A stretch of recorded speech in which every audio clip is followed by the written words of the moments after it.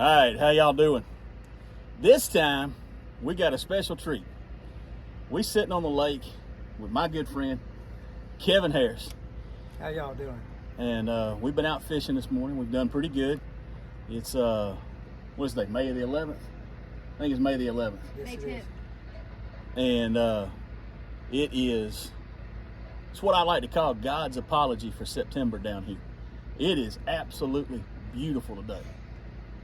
I ain't sweating. I know. Beautiful weather. Hey, Beautiful we're not weather. cold. It's Not perfect. windy. It was a little chilly this morning. Yeah, but now Not it's bad, just though. perfect. Not bad. There's no wind. It's flat calm.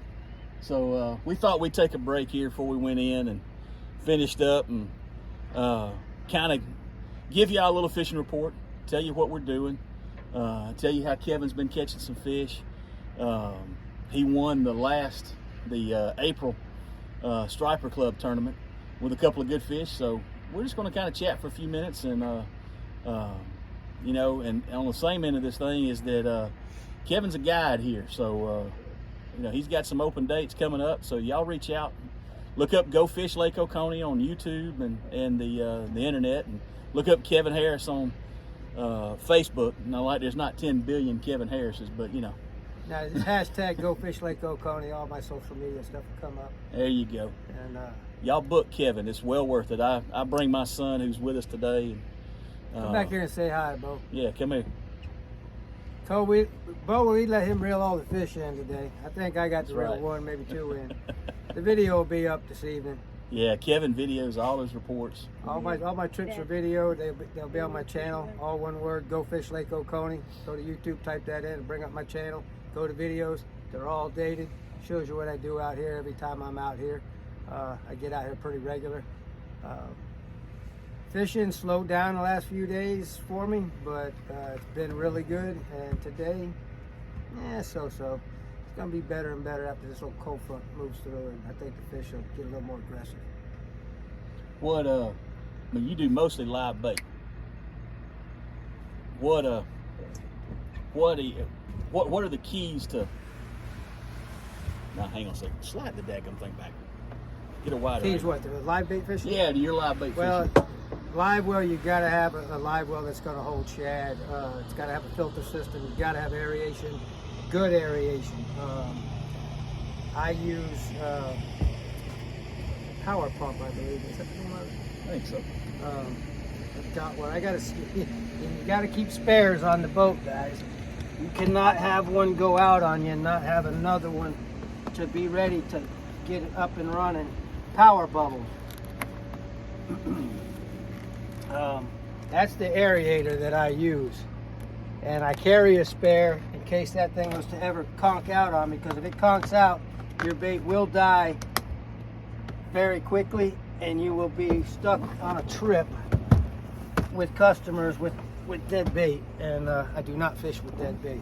And with this, shad are really, everybody talks about how hard it is Delicate, to keep shad alive. Yeah. We cast net them here. That's the only way you can That's the get only shad. way. Yeah, you can't buy them on this lake. So, it's you use the power bubbles. What's the other secrets to keeping these things healthy? Because we've been out here since we left the dock at 7 this morning. You had bait before then, so these things are going on 6 hours old. This time of year, water it's not hot enough yet to have to worry about it. I can actually keep these over. It's starting to get a little too hot. As long as you keep the tank fairly cool and not leave it out in the sun, I can hold these over to fish an afternoon trip, and sometimes Even the next morning. the next morning. But I don't do that once we start getting this warm. Cooler months, when it's a little cooler, I can get away with it. But I always go out and catch fresh bait every morning for every trip. The only way I will keep them over is for an afternoon trip. If I have an afternoon trip, I have to keep them over so I have shad for the afternoon trip, because I can't come out here in the middle of the day and catch shad, and I'm not going to try. It's too hot. When I can already have them in the live well ready to go. And once the shad spawn happens, that's when it becomes key, though, right? Once the shad spawn happens, which has just happened in the last 2 weeks here, that once that happens, you just about can't buy a striper or a hybrid on a crappie minnow or a bass minnow. Right. They get so selective that it's very true, very true. You It's can catch them on artificial. It's almost like but flipping a switch. I noticed that last year. I brought bass minnows out here one day around the shad hatch. And the guys that were catching bait already, it made me look bad. So yeah, guys, you got to get on the shad hatch. You got to start throwing that net, and you got to have shad. I've learned my lesson. I throw the net anytime I can catch shad through the year.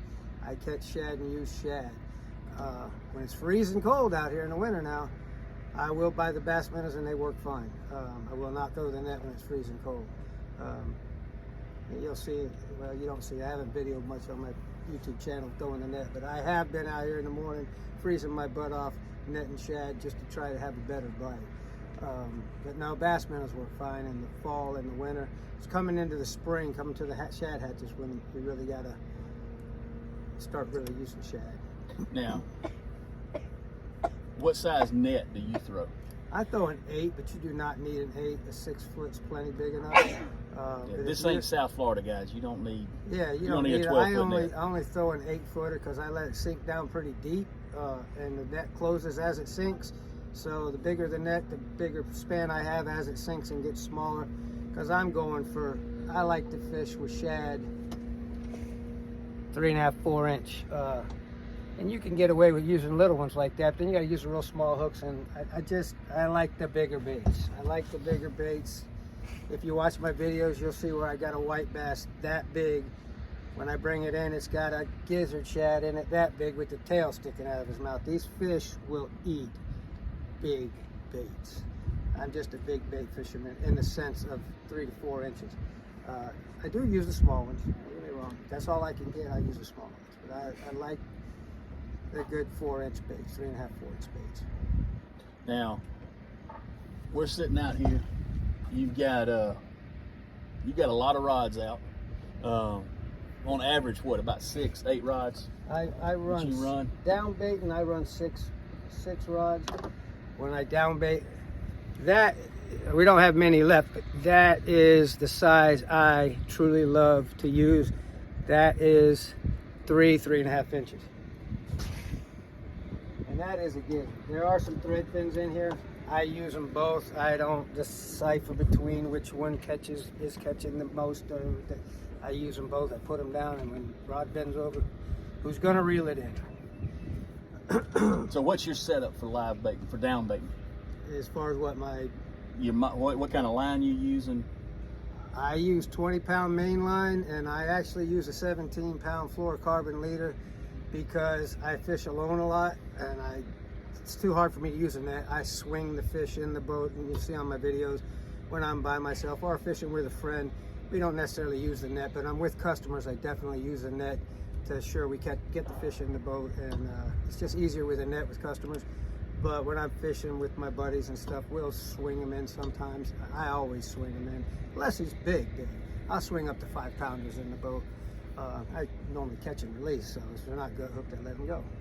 And a lot of times I can grab the hook with the pliers, pick them up, go over the edge of the boat, and boom, they're back in the water and back to fishing. I don't use a net. It's too hard with one guy using a net on every fish, especially if you're catching them pretty good. So what size hook do you like to use? Number for 4. a 3 to 4 inch. My go-to hook is a number 4 Octopus Circle Gamakatsu. Now I do have 2s and 1s, and I have 6s, number 6s, but my go-to hook is a number 4. If I'm fishing bigger baits like that, I'll put a number 2 or a number 1 on there. 6s I'll only use if the baits are really small. Sometimes you'll throw the net and just get a bunch of really small baits. Well, you got to really downsize that hook to that small bait. Bigger baits, it doesn't matter. You can use a number 6 on a 3-4 inch gizzard shad, you can still catch the fish. But the other way around with a small bait, you don't want to have too big of a hook with too small of a bait. He's not going to swim right. It's just, they have to be a real active feeding fish to whack them. And if they're that active of a feeding fish, you drop a dead shad down there and they'll hit it. As long as it's trickling down. What about your leader length? I do, I take my spool, I grab the line, and I go like that. And then of course I cut it with my teeth, but That's what I do a leader. I started off striper fishing on this lake. Everybody uses 5-6 foot leaders. That to me is way too long, especially for me swinging fish in the boat. The leader's way too long. Once my waist to the tip, the leader's so long. I'm trying to get I fish what, three and a half foot leader. That's what I found that I like the best. And I'll even retie hooks when I break off from a gut hook. I retie on, and then I let them get down. I let them get down to a foot and a half. I gotta change over. Gotta get a new one. But no, I'll fish them down that short before I put a new leader on. I don't believe they need to be that long. There are theories on when fish are real active, they'll chase the fish farther in warmer water versus cold water. The long leader will work fine in the warmer temperatures with the active fish because they'll chase the fish farther. The shorter leader, more dormant fish that are in colder water aren't as active. They're not going to want to chase it as far, so that's why you want a shorter leader. If you want to, look at it that way, that's how long I make my leaders. I run mine longer in the wintertime. You should really run them shorter in the wintertime. I do the reverse because I like getting it further away from the weight. I got you. And I think the fish, we get cleaner water then. I think the fish get a little bit more spooky. So I'll typically run a smaller hook and a longer leader, and a lighter leader in the wintertime. You probably use lighter leader. Most of the guys on this lake use like 8-10 pound tests. I use 10 Florida. Y'all watch my video. We don't lose fish on the deadliest catch. Not from the line breaking. Not coming untied. Very rarely we'll break a line on this boat. Knots don't come untied. I think it just comes down to personal preference. It is. Fluorocarbon. I mean, the difference between 10 and 17 and what they can see at 20 feet deep, it ain't a lot. Well, I mean, we're not. I grew up as a snook fisherman where you thought that snook could see any little thing. We didn't use swivels. We were crazy about it. There was no such thing as fluorocarbon. But no, and all that was a myth because I caught all my snook on wire leader with swivels, and it's just a lot of times you buy into things that people think hinder the bite. Either the fishing's really good or it's really slow, and if it's really slow and a finicky bite, you might want to try to make some changes to get that bite to pick up. Yeah. What type of rods do you like? What's the length? 7 foot. Magic number 7 foot rods. I like the striper rods that Ugly Stick makes, Okuma, the Daiwa that Sugar Creek carries now.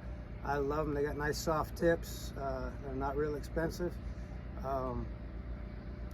You don't have to break the bank to do this. No, not at all. I got less than $100 in my outfits now. I used to have Abu Garcia and all Ugly Sticks, and they got pricey. The Swedish made Abu Garcias, so I switched over. Everything on this boat's Cast King. I'm a Cast King guy now. I've been using Cast Kings. Take one of them rods out and show them how faded that reel is. This is the very first one I ever bought, guys. It's going on 2 years old, and the reason I know that is the first one I bought, because that's an R50, and I realized the spool's way too big for what I'm doing, so I started buying R40 so I didn't have to put so much line on them. And the R40 is what I use. They're great reels. I've probably got 25 of them.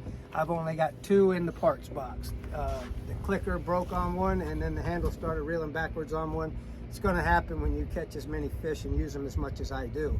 I've got my money's worth out of them. They're in the parts box. If I ever have a reel that gives me a problem that can be fixed, I got parts reels, and they're priced great, good quality. Getting a hit on that door rod. Get it, Bo. Go ahead, just reel it. Please be a big one. We want to scream off on this podcast now. You got your big. Anyway, Cast Kings. They're up and coming. Quality product. Yeah, y'all pay attention. Next week, we're Nikki with Cast King is going to be on the boat with us, and we're striper fishing one day, we're bass fishing the next day, and then Nikki's joining us for the Striper Club tournament next weekend. So y'all pay attention to that. But I mean, you don't have to break the bank on this type of stuff. It's a very affordable fishery. You don't need live scope. You don't need You do need 2D sonar. You do need 2D sonar. Yeah, you really do. And the bigger the screen, the better, I think. Yeah, more pictures. I mean, I run 9s on my boat. Yeah. You know, you've got a 10 here. Well, this type fishing, guys, you got to don't. be able to see it. You really don't need side imaging. You don't need down imaging. If you just have a good 2D sonar to find the fish, because once you learn how to read a sonar screen, 2D sonar, all you're looking for are schools of fish, active fish. And when you see that, once you know what that is, and I could show you pictures, but Everybody knows what active fish is. You're looking for the arcs. You're looking for the arcs and the spaghetti. The arcs. You're looking for this. Only you can see this if you're going really slow. You want to see quick marks, quick lines going up, quick lines going down. And it'll turn into spaghetti if there's enough fish on the boat. Those are active fish. Those fish will eat. Those fish will feed. That's what you look for. And when you find them coming into early summer, right now it's kind of tough finding. We got to find these fish.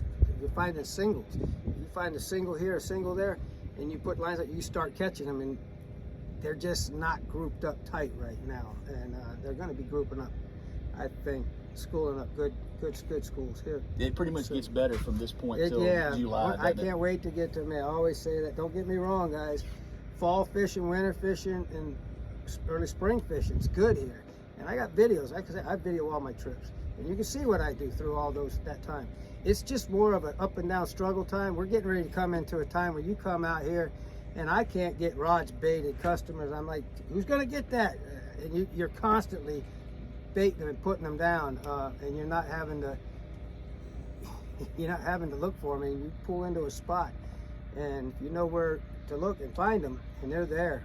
It's on like Donkey Kong, and I'm talking good fish, quality fish for this lake. To me, is 4 or 5 pounders. Yeah. You get in there, you catch it. What spot we're sitting in, I had customers catch a 10 pounder, 7.5 pounder, and a 6.5 pounder, all at the end of the trip. Boom, boom, boom, right, all at once. And it was phenomenal. We are over here at Pine Tree Point, just to let all y'all know that are watching and want to know where we're at.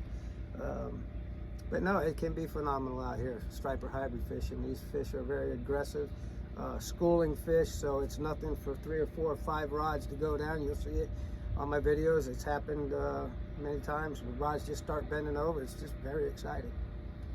What now for any of the club guys that may be watching, you got any tips for next weekend other than don't fish? That door rod's getting hit again. Is there a big bait on there? It's not that big. Anyway, that's just figment of my imagination. The sun's starting to get to me. For what, the tournament next week? Yeah. What do you think? What do you think it's going to take to win it? What part of the lake should people be focusing on? Not specific spots. I can't tell you the north end. I never fished the north end that much. Now in the fall and in winter we did Sugar Creek, mouth of Sugar Creek some, but I don't get up that way much. I fish everything from Lick Creek down to the dam, and then up Richland Creek, and of course Double Branches. No, I think good fish for me are going to be caught right in here. Mid-lake. Mid-lake to the south end, yeah. East Bank Hump. I know Mark Smith got on some good ones over there the other day. Robert Lawrence, he's another guide. He was catching some in there this morning when we were pulling boards. We went by him and they caught a couple. I didn't notice anything big, but they were catching fish. That's what it's all about. We were pulling boards. We didn't get any hits on the board. We caught We got like 2 in there this morning. Two pulling boards. None on the boards. They were on the down base. But no, I don't know why the boards and the dam fishing didn't do that good this year. Just didn't. This fish just didn't get down there like they did last year. And we used to pull boards down there and you couldn't do nothing wrong. I didn't fish boards that much though this year because of that. So I don't know if it ever really turned on. Yeah, and that's seems to be a better big fish tactic. Oh yeah. I mean, when you get it spread out, you're talking about fishing planer boards where you get it away from the boat. Yeah, I won our tournament. That's how I won it. All the fish that we weighed in or measured in, were all caught on. Well, I take that back. 2 were caught on boards. 1 was caught on a down bait. That front left's getting hit. Just reel it. Whenever you see something funny like that, it's probably catfish or a small fish. Just reel it. Either he's there or he's not. Striking out. Another one, right front, that front. was good. It's going down. It's going down. Just reel it. Just reel it. That's a small fish. Turn around. Did you get away? You got off right there at the end. You had him on there for a little bit. Probably catfish. All right, where were we at? Talking about the tournament next week. But now, April tournament, you won it on, what, 3 fish that were... 22 for 24s and 25. Yeah. I don't remember the fractions. Yeah. But I think it was you beat everybody by 70, a couple of inches. 72 door rods. That door Yep, rod's right going here. down. Door rod. That's catfish bite. Or small white bass, small hybrid. Marks on the screen. Good marks on the screen. But they, I mean, right now, so everybody knows, I mean, everybody's catching fish, either live bait like we're doing right now, which is downlining, or Mark Smith and a couple of the guys have been pulling a lot of umbrella rigs and catching good fish. Yeah, we had talked about doing that some today, but Yeah. we got stuck on, like, we got on this one spot catching some white some good bass, and fish. he caught a couple of nice, we're not big, but 3-pounders. And They eat good. so we ended up giving it 3 more minutes.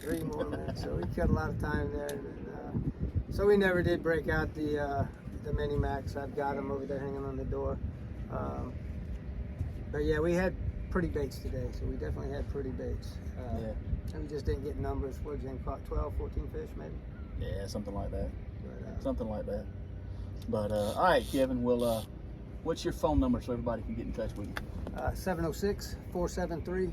706-473-2558. Y'all look up Go Fish Lake Oconee on YouTube and Facebook. And, hey, follow along. Look out for next week. It's going to be a good one.